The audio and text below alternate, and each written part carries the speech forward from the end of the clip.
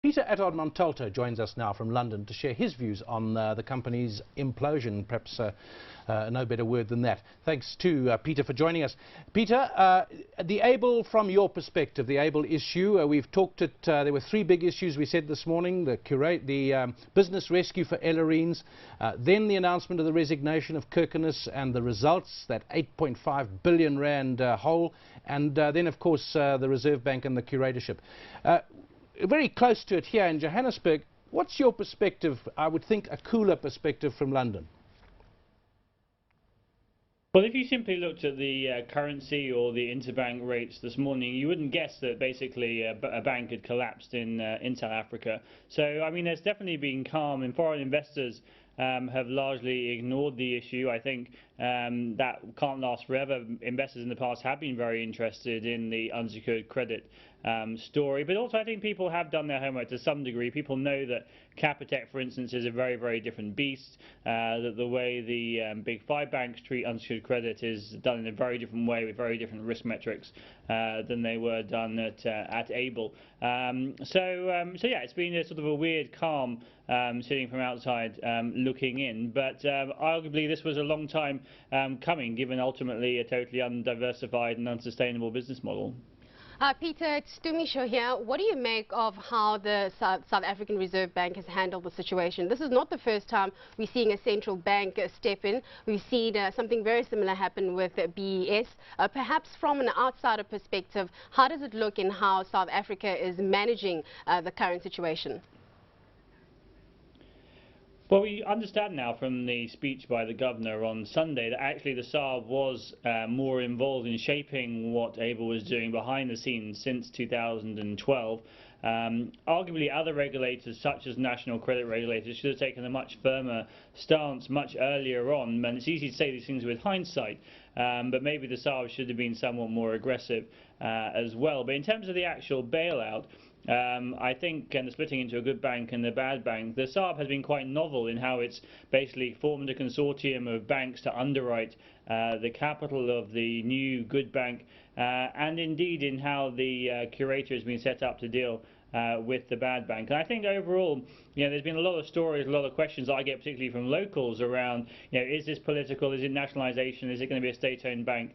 And I think that entirely misses the point, which is basically that the SARB had to act to secure financial stability to some degree. They have managed to get away with huge write-downs for equity holders, obviously, but also unsecured debt holders and even senior debt holders who will see a 10% write-down. So, yeah, the pain definitely is being felt in that perspective. You know, it's not simply capitalists getting off scot-free or anything like that. Peter, you mentioned the timing of it, and it's easy in hindsight to say what should have happened. The role of the board perhaps should have had more of a spotlight than it has had. We are told that Leon Kirkenes did offer his resignation earlier. There were 3 or 4 earlier bad points where the pressure was on ABIL because of surprises, bad surprises for the market. The board apparently refused his resignation. Could the board have done things differently? Well, I'm looking at this very much in a sort of top-down financial stability perspective as opposed to as an equity analyst. But, you know, I think it was clear that the business model wasn't sustainable. There should have been more diversification, which was a strategy that Capitec undertook. And arguably it's the board's job to set those kind of strategies for a company over the long run, to stand up to management if they don't want to do it. And let's not forget, of course, that Ellerines was ultimately bought simply to expand the pool of unsecured credit that could be offered. And that kind of, if you like, doubling down on the situation should have, I think, struck both regulators and the board as being quite an intensive, risky strategy. Yeah, I went back and looked at what they said in 2007, I think it was, when they took Ellerines. They expected Ellerines to be in profit by 2010, and we're now 4 years later, and it's, of course, in business rescue. Just on the way the central banks behave, Peter, the too big to fail argument. I see there's a story floating around in the British press this morning that argument keeps coming up. Should big banks be left or told that they will be left to fail if they do things badly? Have lessons been learnt? I mean, I think South African banking sector certainly watched with great interest and have learned things here. Broadly, have the big banks learnt their lesson? Well, I think it's important to say here that ABIL wasn't too big to fail and has failed. You know, there have been huge write-downs, as I said, to equity and debt holders.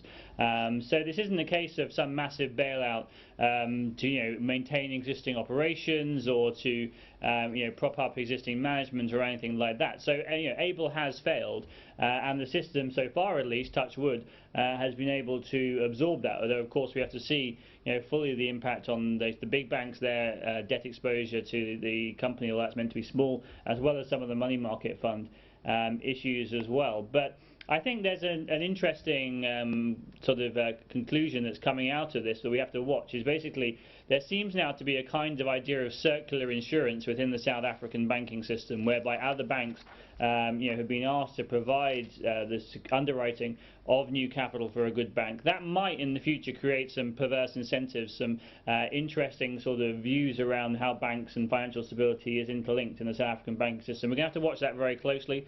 It's still too early really to draw a firm conclusion on that, but that is one of the possible issues as a side effect of this sort of too big to fail argument that's gone on with ABIL. Thanks as always to Peter Attard Montalto, emerging markets economist from Nomura. His views there on ABIL.